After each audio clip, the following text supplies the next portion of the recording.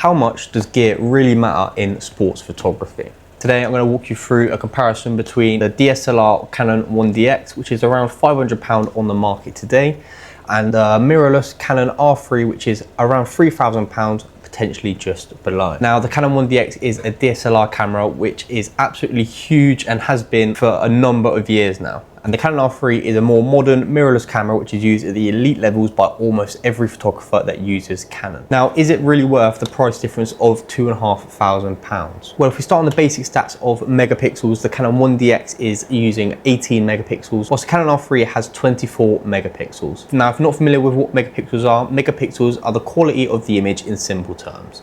When you crop into an image, how good the quality of the image will be after you cropped it depends on the megapixels and how much you can zoom in post-production.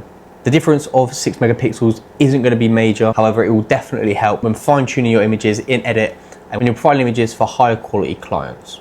Now, when we move on to burst shutter speed, this is where the major difference between most DSLR and most mirrorless cameras comes into play. The Canon 1DX can shoot photos at 12 photos per second, whereas the Canon R3 with the new electrical shutter that can be found on most mirrorless cameras can shoot at 30 photos per second. Now, if you're a sports photographer, this is a huge difference, as when capturing those fast-paced moments, that difference in photos per second could be the difference between you getting the image and you missing the image of the most vital moment of the match or potentially even the season.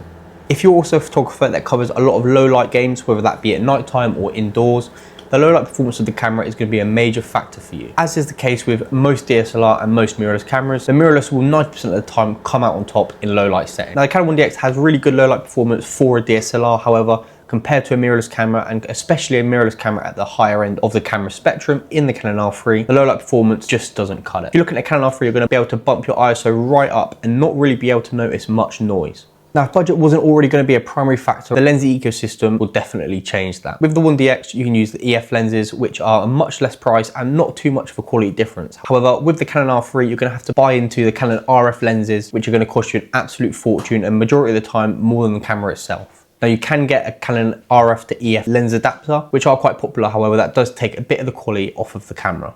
Now, the thing that I would normally do at the end of one of these comparison videos is I would tell you which one I would recommend. However, the pricing difference in these cameras, I can't really do that. As if you've got the money for the Canon R3 and the lenses that you need to buy with that, I'd 100% say invest into it. However, if you don't, and you're looking at a £500 to £1,000 budget, I'd 100% say get a Canon 1DX and get a solid Canon EF lens.